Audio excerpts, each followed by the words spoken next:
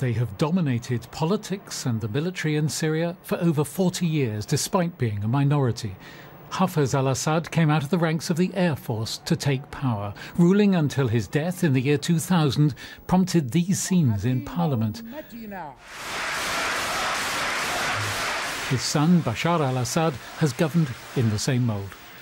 The uprising in Syria against the rule of President Assad, his crackdown, and the potential impact on Syria's future, all this needs to be seen against the background of the country's sectarian divisions. 3/4 of the population are Sunni Muslim. Up to 16% are Alawite, Ismaili and Shia. Alawites, the largest group of the three. And Christians account for up to 10% of the population. So do the Alawites now see their fate as inseparable from the president's? In this video posted recently on the internet, one young Alawite calls on the community to support the opposition. Do not gamble your existence for the sake of Bashar. The Syrian people loves you and understands your situation. The people now needs you. Enough fear and enough silence over the massacres perpetrated by Assad's clan. But Alawites who are, for now, joining in the demonstrations of support for the regime are probably making other calculations.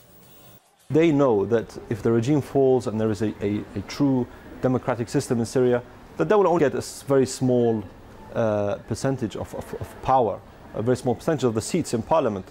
And certainly they lose a lot of the privileges, economic and political privileges, which at the moment they hold.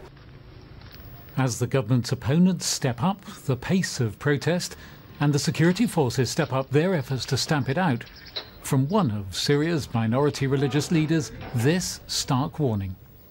If the things will continue like that, I think we are going to a civil war. And that will destroy the whole country. It will destroy the opposition side, destroy the Alawites, the Christians, the Sunnites, and so on. For a time, the Alawites seem to be part of a battle to bring out the numbers in Syria. This, a government rally in June. Now it's even less clear what will determine the fate of each community and of the country. Mike Wooldridge. Okay, the question is, what do you know about the current situation in Syria right now? What I know about it so far is that Bashar al-Assad is the leader, or a dictator as they call it, and he's forcing people to like worship him. And yeah, and the people there's like people that are being called rebels for going against them. They just want a fair ruler, and he doesn't like that. So he decides to use the easiest method is get rid of him. And my other question for you is, what is your opinion on the situation? I don't like him. I mean, that's really obvious, but there's also the fact that, like, he's a dictator.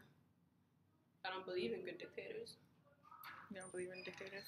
No, unless you're Muammar Gaddafi. Anywho. Anywho, I take that back. That wasn't real. What was the question? Like, what's your opinion on the situation?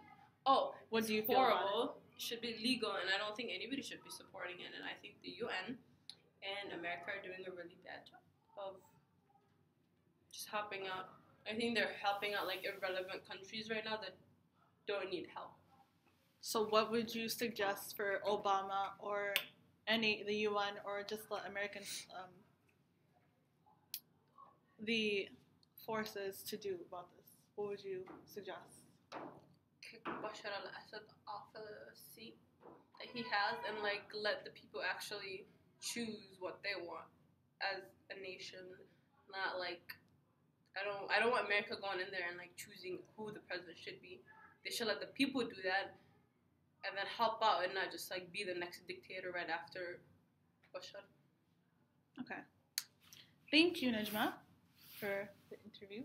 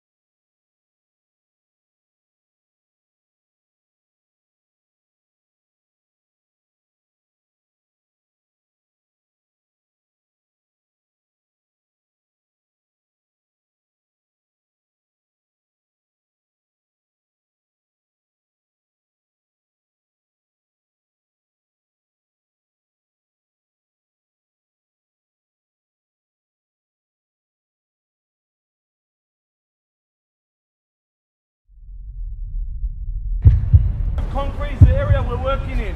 صافي اللي رافضه ان شاء الله. بارك الله فيكم. السلام عليكم ورحمه الله. 10 seconds, get in position.